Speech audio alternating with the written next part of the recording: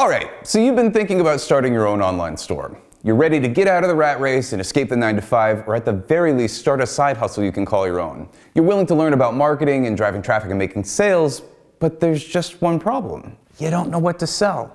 Hey, what's up world? It's Tommy Walker with Oberlo, and today we're going to talk about finding and evaluating products to sell online in your own store. If you have any questions or want to share your own experiences, drop them in the comments below, and I'll be sure to get back to you. And if you like what we're talking about here, consider subscribing so you can get new videos every week. Okay, so first, not knowing what to sell is totally normal. I've talked with hundreds of entrepreneurs over the years, and this is without a doubt one of the most common barriers to entry, even for the most successful people I've met when they're getting started. Second, it's not even really that big of a problem, especially once you have some tools and strategies to guide the product ideation and evaluation process. It actually becomes really easy to figure out what you want to sell and whether those items are going to be profitable. So let's start with one of the most obvious strategies, brainstorming. Okay, so I know that brainstorming sounds a little cliche, but hear me out. Good brainstorming sessions aren't just about catching ideas out of thin air and putting them down on paper or in a Google Doc, but rather it's about asking a series of questions that will put your mind in the right direction. When figuring out what you want to sell online, you should ask yourself a couple of questions. What hobbies do you have and what products are needed to support that hobby? What kinds of products do you find yourself buying for leisure or pleasure? What kinds of utility-based products like phone cases or USB cables do you find yourself buying to serve a specific function? Or what kind of products do you think are cool but don't have the lifestyle to justify supporting it? I'd highly recommend keeping track of your different ideas in a spreadsheet or a real-life notebook so you can look at it later and identify any themes that may emerge. Another question you should ask yourself honestly at this stage: do you want to sell things that you would buy yourself, or do you just want to sell products that you know people will buy without any concern for what those products are? I've known entrepreneurs who fall into both camps on this argument, so I'd be interested to hear your thoughts in the comments below. Okay, next.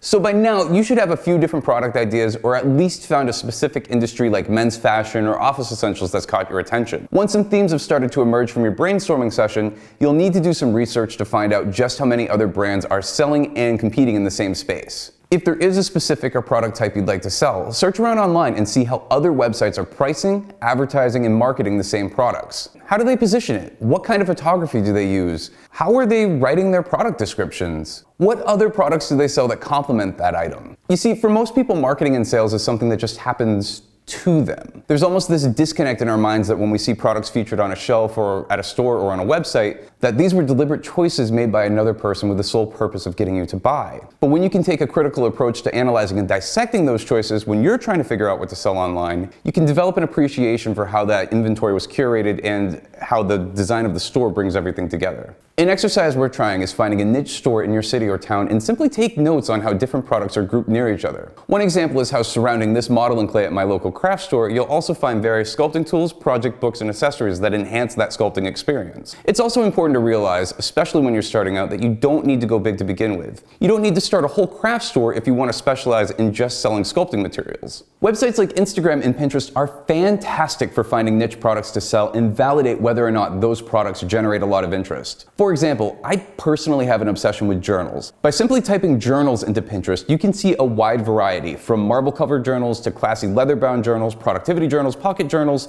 to journals that look like they were ripped straight out of a fantasy world. With just a single search, it's easy to see not just how many varieties of journals there are out there, but how each style of journal may also lend itself to your own kind of store. For example, this traveler's journal would feel right at home at a store that specializes in selling travel products and accessories, while this fantasy journal may be part of a store that sells role-playing game items or specializes in selling this specific type of journal. And this artist journal may pair very nicely with different art supplies. On Instagram, you can also search for key phrases related to the products you're thinking of selling and see if there are any influential accounts that sell similar products or look like targets for potential partnership. Also, if you're still unsure of what to sell, spending time researching the hashtag ad can show you different products that Instagram celebrities are promoting on their own. Okay, so this is where the product plug comes in. Are you ready? Oberlo Supply is a great place to find various products from multiple categories that you can sell through trusted dropshipping suppliers. Many of the suppliers in the Oberlo Supply network have products that are themed and related to each other, making it easy to pick and choose which products you want to sell on your own website. Once you've found the products you'd like to sell, simply click Add to Import List, and all the product details, images, and descriptions will be added instantly to your Shopify store for you to edit. Oberlo Supply is one of the fastest ways to find products to sell online, and you can start adding products to your website in minutes when you sign up for the Forever Free plan. If you want to learn more about Oberlo Supply or want to start finding things to sell online right away, check out the link in the description to sign up for an account today.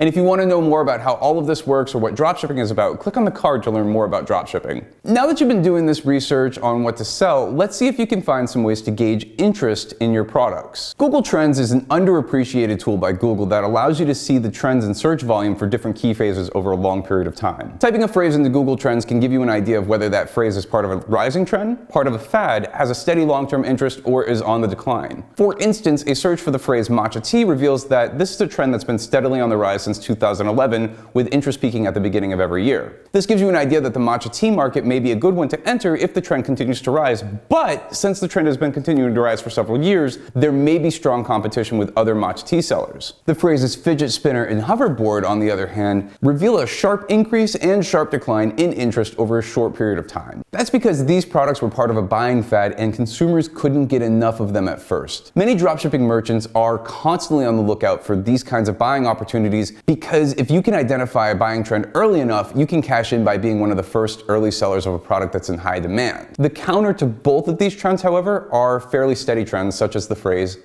diary. Notice how the trend line is fairly stable over several years? That's a pretty good indication that the market for diary products has reached maturation and has proven itself over time. There are pros and cons to a steady trend. In the pro column, you've got a product that has fairly stable demand, so there's a pretty good chance that you'll sell. In the con column, however, because the market has been validated to the point of a steady search trend, there's likely a lot more competition, meaning you'll have to work twice as hard to make sure your product and your website as a whole stand out, and the audience you're marketing to is completely unique. And finally, there are downward trends such as the phrase USB flash drive. Now, while it may seem like selling a product that's on a downward trend is a bad idea, it may be a mistake to write that product off indirectly. Similarly to being the first to sell trending products, selling products that are on a downward trend could provide you with the last one standing effect, where your customers are happy to buy from you because they're saying to themselves, I can't find these online anywhere anymore. Are there products you should avoid selling? There are really two camps of thought on whether or not there are certain products you should avoid. In the one camp, there are dropshippers that will recommend to always be on the lookout for trending products or fad products like fidget spinners or hoverboards because there won't be as much competition in the beginning, so you can potentially tap into a big moneymaker before everybody else. In the other camp, there will be dropshippers who recommend that you only operate in stable markets like fashion, fitness, phones, and beauty because they're proven moneymakers and will often have trending products of their own